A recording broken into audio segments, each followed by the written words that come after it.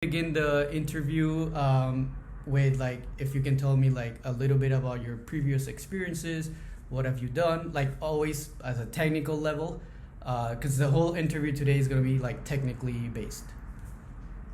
Yeah, of course. I'm gonna start with the recent job that I have, like the current one on this company, which is a nearshore company that has a client in the US. So on this company, I started as a senior software engineer, and then I was moved a year ago into the lead software engineer position. So we're building I was in different teams. So one of the teams that I was for the customer to have a tool, a website, so they could schedule maintenance on the tools that they have, and also maybe like find the nearest branch that they could take the tool into service. It was I would say a small system, wasn't too complicated. So just a web system with a backend that was on .NET. All of the front end they do Next.js right now, and all of the backend is on Docker containers. Everything is hosted in Azure. So that's on that team. On the team that I'm right now, which is the one that I started with, is the bigger system, which is like the back office of all of the maintenance that the tools need to be taken care of. So whenever a tool comes in, the technician needs to put that into the system, say like, hey, this is the serial number, this is the issue that they have, check if the tool has a valid warranty or if it's expired, and it would go to different processes. That system would send that to Oracle, which is the ERP that they are implementing, and multiple other satellite systems that they have, such as grabbing the product data from another system, and just work as a tool for the technician to complete the service request from the customer. So at the end of the day, the customer can have the tool repaired, and they can either deliver that to the customer or they can come back to pick it up at the branch. So this system is also on .NET on the backend. Everything right now is on .NET 9. Everything is on Docker, Azure, and Next.js on the front end. So SQL database is for the database as well. Thank you for expanding on that. If you had to summarize your experience, can I say that you were more like a developer on your previous job, and in the new one you were also a developer, but then you started at the end being like the team lead? Yeah, I mean, it has been very similar on the last two jobs. The one that I have right now, the previous one, because I started as a senior software engineer, and then they moved me into the tech lead position. On the previous one, it was because my manager left the company, so he was like, "Hey, we need this new position, and you're the one that has the most context on this code base, and the one that has been helping out others with onboardings, any issues, and so on." So it for them it was the easiest transition. Yeah, that's the journey that I have been. If you ask me, I would say it's like a 50-50, because if there's an issue that it's maybe critical and I know that it needs to be fixed right away, I can go into the code and do it myself with no issues. I can also connect with fellow developers to speed up the process. Okay, no, that's great. Thank you so much for expanding. I was gonna ask, can you describe like either as a developer role or as a team lead where you're like checking the code of other developers? What is like the regular process that you do from the developer's laptop, developing the code, using Git, pushing the code on their branch, asking for a PR, all that stuff, the whole SDLC lifecycle? Can you describe it? Like, how do you guys handle releases and the whole cycle from creating a new feature or fixing a bug to the whole process where it reaches production? Can you go like into the whole process of what you guys normally used to do, please? Sure. So I'll tell you how we do it in this company. There are a few things that I believe can be improved, but I will leave those to the end. So, um, whenever an issue comes, a ticket is created on DevOps. We use DevOps for the management of the tickets and also for the repository. We also have the pipelines in DevOps. So, Are you so the also, ticket, sorry, I'm gonna be interrupting yeah, a little bit on each sure. because I'll have a little bit questions. Are you also familiar with Jira? Yeah, for tickets, yeah. For the repository, I mean, I have done PRs on Jira, but I'm not like familiar with the pipelines on Jira. But I mean, it's I don't have any issues diving into that if needed. No, no, no, that's fine. So I was just asking so that the one you're saying, the board that you use in Azure would be like the equivalent to Jira, but from Microsoft. Yeah, yeah, Okay, okay. yeah. On the last company, on the last year, they moved into Jira. I was maybe 6 months, maybe 7 months using Jira because I left the company. But yeah, a little bit of experience on that. Um, so yeah, a ticket is created on DevOps. If it's not like an incident, like a very important issue to fix right away as a hot fix, it goes through a process on the Agile framework. So we do refinements. We do well. First, sprint planning. We have sprint releases every 2 weeks. So we have a sprint planning to see what's coming up on the next sprint, and we do refinements to basically discuss the tickets and assign points. We use story points for that, and of course make sure that the ticket has like the AC, the acceptance criteria is very descriptive. The description is can you understand? It's easy to understand by the developers and so on, and we assign the ticket to a sprint. So whenever the sprint comes in, a developer or I take the ticket, we start development. In terms of the Git strategy, we use Git flow. So we have the master branch. This company pushes into the master branch, which I don't know if it's very common. It's the first time that I've seen this on the company, but they push into the master branch directly. So we check out from the master branch, and since we have 4 teams, the branches have like prefixes. So this team is service two. So it would be service two slash. If it's a feature, then it's gonna be feature, bug, hotfix. So we have those 3 right now, or maybe spike if it's something that the developer is just doing an investigation on. But let's say feature. So it would be service two slash feature slash the number of the ticket dash and some description to know what's going on that branch. Uh, Developers would what I would implement the fix, try to follow the best practices in terms of the Git. So, like putting it is like a tag on the title, like fit if it's a feature, fix if it's a fix. Then you put semicolon and a brief description that doesn't passes the 50 characters in line, and then you put a longer description on the body if you need to. The end, we always try to put the reference of the ticket, like hashtag this ticket is 101, for example. So that's the strategy we try to use on commits and on branches. Once the work is finished, we have tested locally. Of course, we need to make sure that it has unit testing. That's the only testing we have right now. So unit testing on the front end, we use React testing library for that. And on the back end, we were using an unit, but they were in a scale, I believe, a year ago. So we needed to change that to X unit on the back end. So make sure that we have test coverage and we send the PR. So when the PR is created, there are a few scans that are done first. The What? tests are run Yeah. on What the type pipeline. of sorry? What type of scans do you do on the PR? Yeah, so the pipeline does a few of them. So the first one is security. So they do like, you're not installing any library that or any version of that library that has any security issues. That's interesting. And How do you like what type of scanner do you use like to get that? yeah, they use Nick on this It's neat. company. Okay, okay, okay. Yeah, so that's one of them. They also run the test to make sure that it compiles correctly and so on, both on the front end and on the back end. And they recently added the unit test coverage with a tool called Cobertura.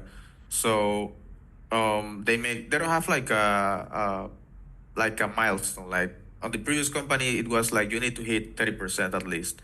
This company, they don't have any milestone, which is something that I believe can be improved. What when you say 30% at least is 30% of what?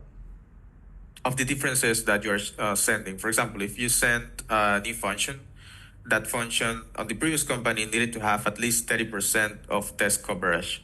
So Test coverage percentage. Okay, got it. yeah, on this company, there's no guideline. It's just like, hey, you see the number and you do something with it, but they don't enforce that. So That's something that should be improved because on the previous company, the PR wouldn't pass if SonarCube didn't have an A score at the end. So you needed to comply with the cognitive complexity, the no code duplication, and the test coverage, and the security issues that SonarCube also does.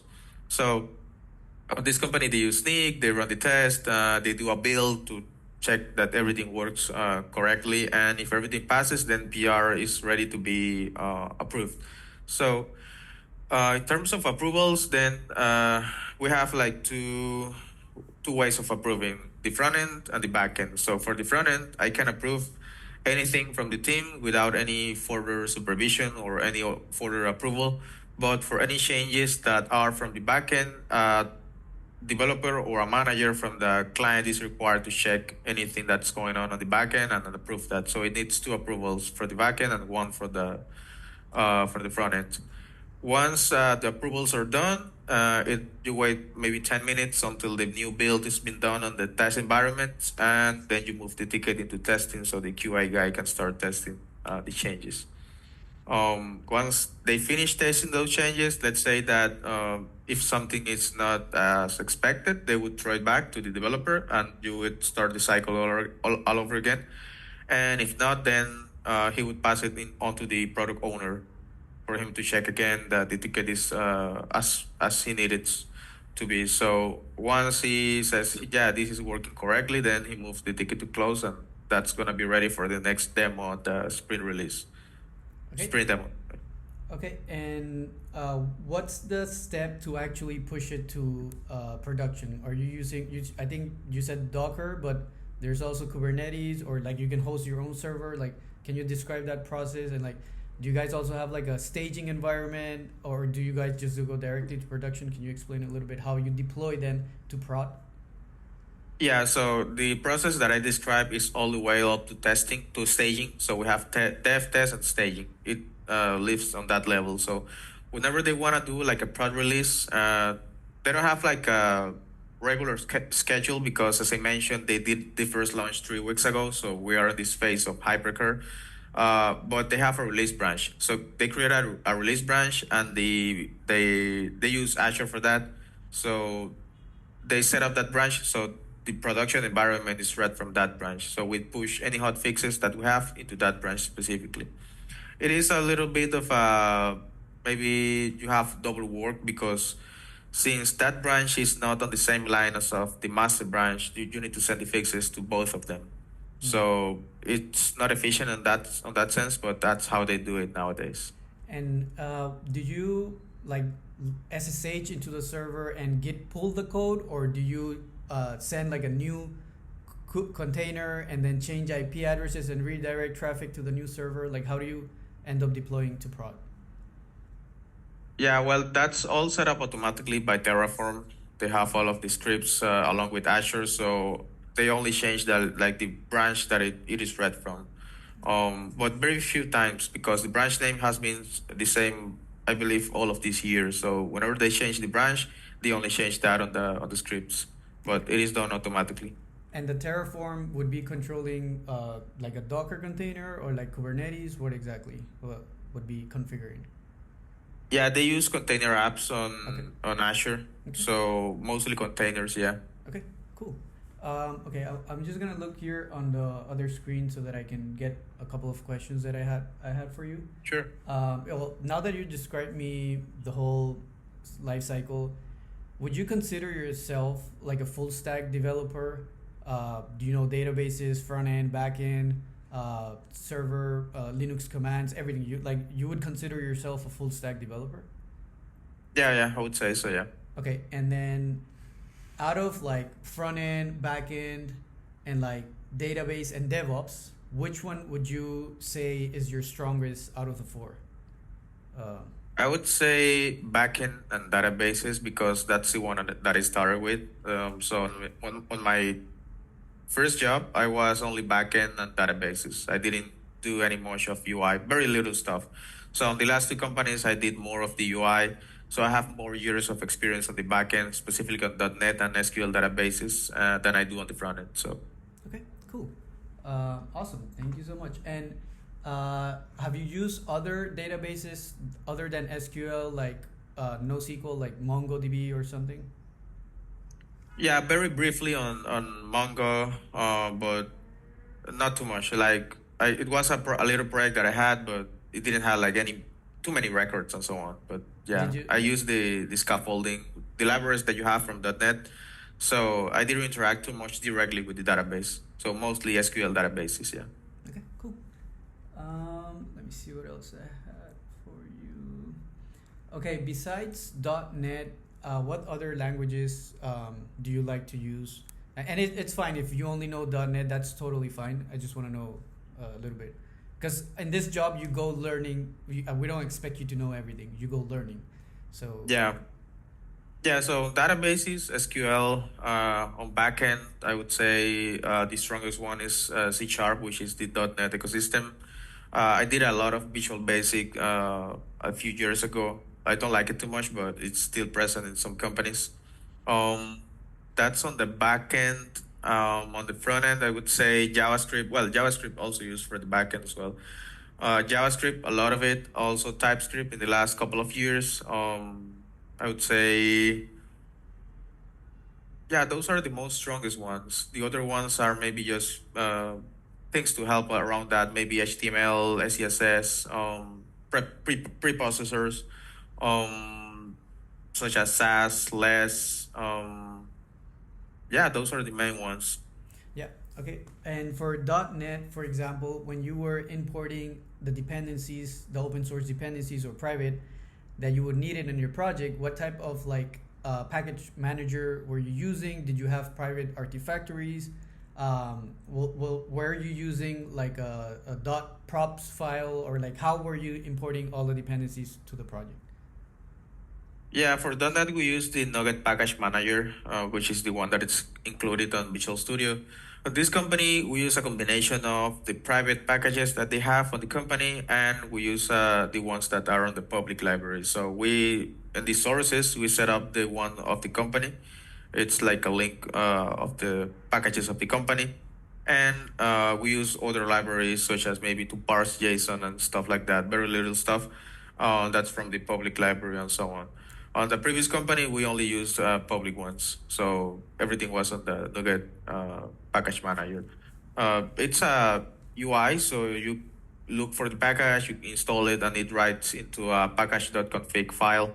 So in there you will see like the package name, the version, and I think it has the dependencies as well. So yeah.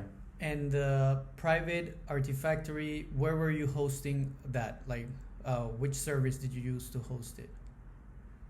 That's a good question. I don't know where they store it because that they only gave us like hey, just use the source as well. But I don't know where they store that. I'm guessing Azure because they do everything in Azure, but I couldn't tell you exactly where or how. Yeah, that's fine. That's awesome. Okay, let me see what else I have. Um, okay, are you familiar with like, I mean, you don't need to know necessarily this beforehand, but it's a bonus always if you know it.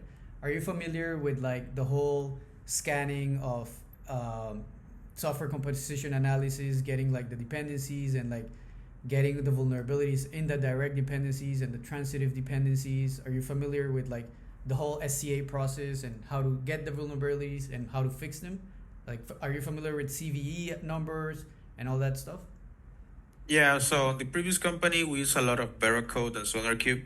So as I mentioned, you couldn't send a PR that wasn't meeting the SonarQube expectations. So it did include a lot of security things, but not as much as Barracode. So Barracode did also was the one that had a lot of issues like you need to fix this, and this.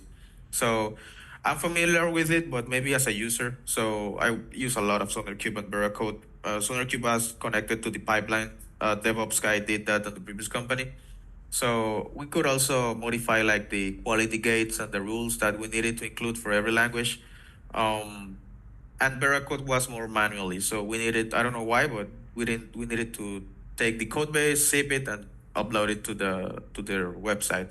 wait a couple of hours for the scan to finish, and then we would get the report with all of the issues that we needed to fix and the criticality on each of them. Nice, nice. Awesome. So, for example, when one of your users or customers reported a problem, what are the steps you take to debug the issue? Not fix it because you already told me the whole way of how you fix it, but how do you detect the issue and solve it? Yeah, well, logging is the number one tool that I rely on this. Well, on this company, on the previous one. So on this company, we don't do a lot of logging like intentionally on the code base, but Azure captures all of that. So we go to the container that we know might be failing, and we check out the log stream and say like, hey, this is failing in this line, and we get an idea of what is failing. On some services, they also use service bus for messages across systems.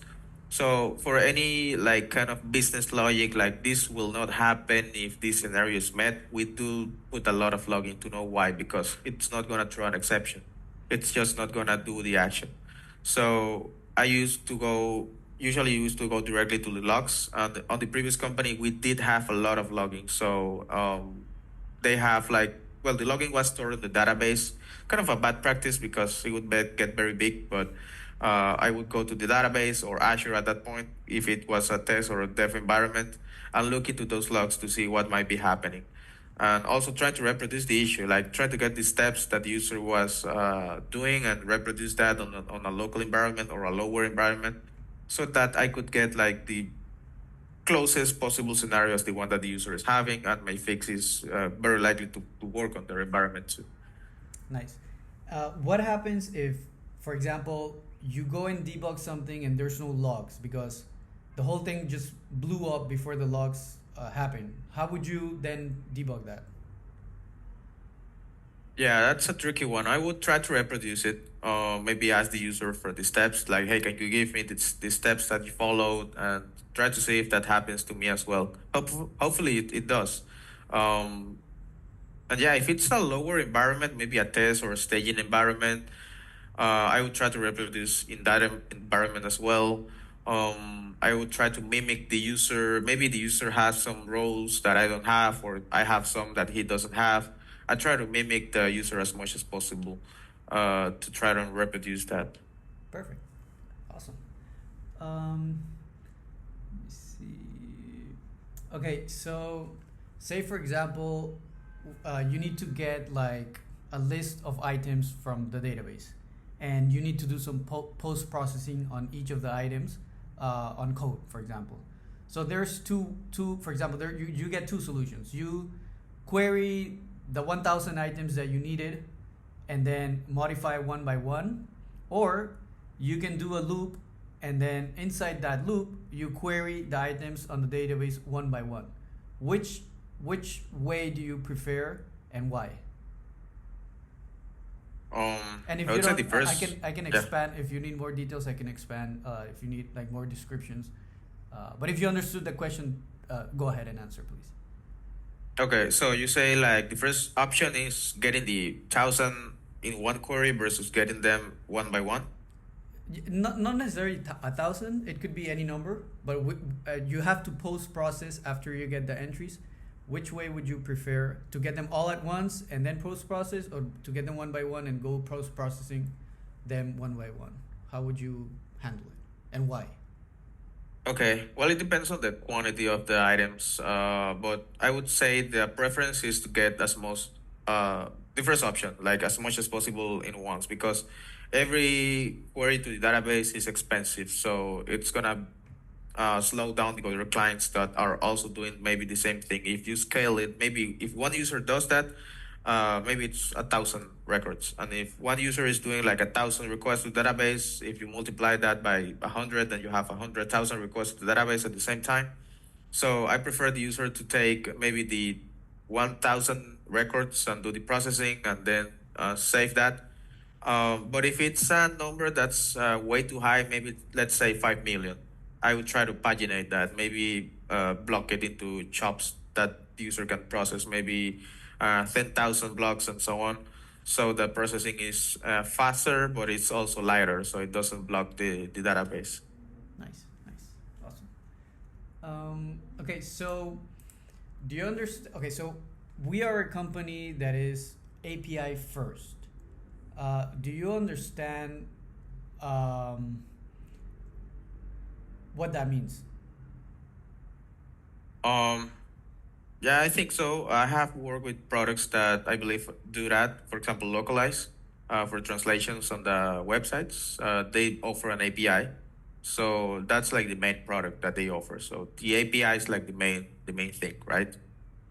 Yeah, it's fine if you don't know. What basically I'm trying to say is that for everything we have on the website, there's a backend API endpoint. Some companies don't have that. Some companies give you the information on the UI, and there's no way to query the information on the using the Yeah. API. So you're only relying on the UI. Now, what would you say it's the advantage of having a company or working in a company that has an API endpoint for everything and not just on the UI? What would be the advantage for you on working on a company with API first mentality? Like if I'm the client or if I'm working Oh, within that company. yeah, sorry, I should have said that. I didn't give you context. So the role that we're trying to hire you for is like customer solutions. So you, as working in this company as customer solution, you're talking to the customer, and the customer says, "I need to do this, this, this." Our UI does not allow it. How would you solve it? Or how would you give him a solution? Because you're customer solution, so you have to give him a solution. What would you do in that case? Yeah. Yeah, well, given the fact that the company is API first, or that everything that you do have has an API endpoint, the customization level is very high. So the company can do a lot of operations or customizations on their end with the APIs that this company provides. So that's a benefit, a big benefit. Maybe the only little downside to that is that the company needs to have a technical team that can understand that and then can implement that. If this company doesn't offer that, because if the company does offer the technical team to do that, then it's a win-win for both of them. Nice, nice. And what happens if you don't have an API endpoint for what the customer is requesting? What would be your next step? How would you answer the customer, and what would you do next? Yeah, I would try first to understand what the need of the client is, and let's say that there's no way of doing that with current endpoints. I would go back to the team and see how feasible it is to add that to the following releases. Um, Keeping in mind that it is something that's gonna be adding value to this customer and also to many future customers. So Okay. it's like a direct feedback from the market. You get like, hey, I need this, and you can add it, and other customers will also need it in the future. Yep. Yep. The market demand always shifts the product. So Yeah. yeah, absolutely. Um, Let me see what other questions I have. Are you familiar with the Linux terminal? Yeah, but very little. Yeah, I have used it for maybe getting into containers, seeing the logs and so on Azure as well. But just the basic commands, just to get in, maybe list the items, write into a file, things like that. So you work on a normally on a Windows machine? Yeah, yeah. My machine is a Windows one, but the containers, of course, are Linux inside of them. And do you use the command prompt on the Windows? Yeah, the terminal. Yeah. Okay, what type of things do you use it for? Starting web applications, for example, listing directories. Let me see my previous commands. So I have ls, which is to list them, the yarn start, the npm run dev, the explorer to open up the file explorer, navigating into the system with cd, of course, pings to see if I got connection, ping to a specific IP, um, very basic stuff, yeah, I would say. Okay. Can you tell me something that was like technically challenging on your any of your previous jobs? That why was it technically challenging, and how did you solve it? Uh, I have a lot of them on the previous company, but one that I remember now is we had a background service that was in charge of sending emails. Well, emails, SMS, push notifications, doing some schedule for the patients, a lot of things that it did. But we got to a point where every 2 weeks the service would stop by itself, no logs, no anything, and I didn't had any clue of what was happening. And of course, this was a background service. I couldn't have like steps to reproduce that. I would put my machine into the same kind of replicate that, leave it running for 2 weeks, and it didn't happen on my machine. At some point, using tools such as .trace, .memory to get like profiling of memory to see if if it's a performance issue. I saw that the memory was getting increased little by little every day, and it was just a start because to find exactly what was doing that was more challenging. At the end of the day, these logs that I mentioned that they save into the database. So in .NET, when you save a record, you can keep that record after you save it on memory, if you need it to do further modifications. And they did that for every record. And let's say that maybe every minute you get like at least 60 logs into the database, so one per second. So they kept those in memory every second, and they didn't do any modifications with those, and the memory was increasing and increasing and increasing, and eventually the servers killed the service. So uh, you can of course do something like there's a command in .NET link that says like detach, like save this, but forget about it. Don't save it into the memory because I'm not gonna use that record anymore. So we implemented that. We did a lot of refactorings on the backend, and that was fixed as well. But that was one of the maybe the hardest issues that because without the service, like the core functions of the app wouldn't work. They wouldn't get like the notifications for the visits. The doctors wouldn't get the schedules. The patients also didn't get the schedules. They didn't need to fill in forms for maybe like how are you feeling today? Did you take this medication and so on?